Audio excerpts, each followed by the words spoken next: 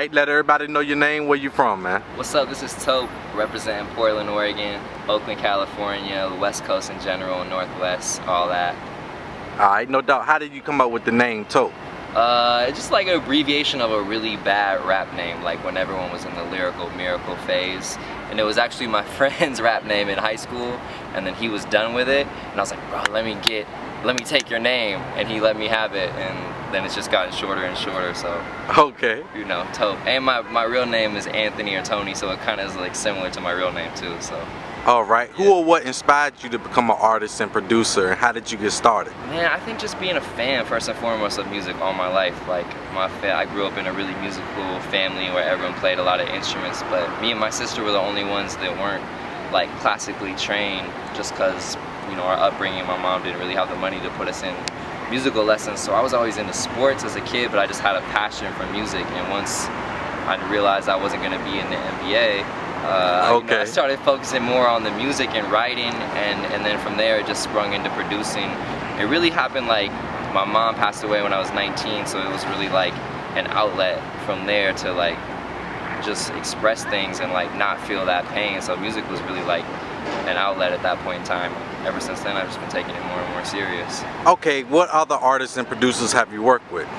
I just worked with Blue out of LA on my last single, Let It Go, that was on XXL and The Source. Also Cassius King out in LA, Planet Asia, Abstract Rude, Myka 9, some of the West Coast legends. Got some with Slum Village coming out with the big homie Cool Nuts. Those are probably like the most notable ones off the top of my head. Okay, how would you define your style of music? Like, you know, would you compare yourself to like a mainstream artist, or you would say you're very, you know, you're unique? Like, so, like if somebody be like, you know, how would you say your rap style is? What would you tell them? It's hard to describe because I think it's right in the middle. I've been blessed to like play with a lot of different people, like open up for mainstream acts like Dolla and then also like the legends like Nas and Mobb Deep. And sometimes when I play like the real poppy shows, I'm like, man, is my music too underground?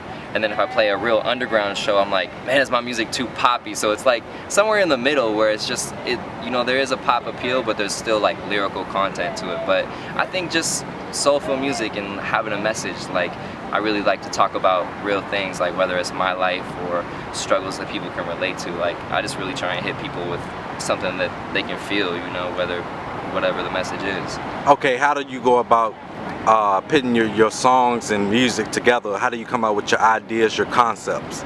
You know, usually it starts off with like a production tone. My last album was called Broke Boy Syndrome, and it was the first time I had like a theme of what I wanted to write about other than the music. And it was just about growing up, you know, without opportunities growing up. I personally grew up with two parents that were addicted to drugs, died early. So it was like about growing up without opportunities and realizing you have to make something of yourself. And then once you start making something of yourself, not to like mess it all up and just complete that cycle. You know how like most people, if their parents are alcoholics, they're gonna be an alcoholic or something like that. So it's really about breaking the cycle with my last album. And you know, I think a lot of people have stuff they relate to, like NBA stars that grew up without a nice house, and the first thing they do when they get their check is buy a house and a car, and then they're broke all again. So it's kind of, it's really about that. There's a lot of like social themes and like class. It's about classism too, like lower class, the middle class, the upper class, and trying to make it and trying not to get caught up in that cycle. Okay, no doubt. How do you go about your production? Do you use all software? Do you use any hardware? How do you start your beats off? Like, do you start with drums, snares, kicks? Like, I'm mainly stuck on Reason 5. Okay.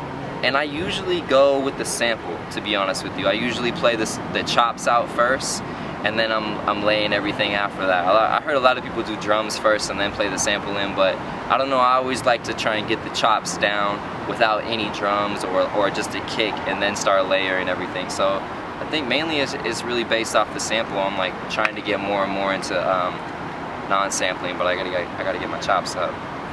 Okay, no doubt. Let people know where they can go online, follow you, and check out your music. All social media, it's Tope, ITSTOPE. It's Tope.com, Facebook. Follow me, I'll follow you right back. Holler at me, I'll holler right back. So yeah, definitely come talk to me. Alright, you got any shout outs you want to give? Man, shout out to Where You From DVD for having me. Shout out to A3C, my man Julian Keaton at Stereo Assault. Everyone that's watching this right now, just thanks for taking the time to check out independent artists and keeping the real movement alive. So that's it, basically.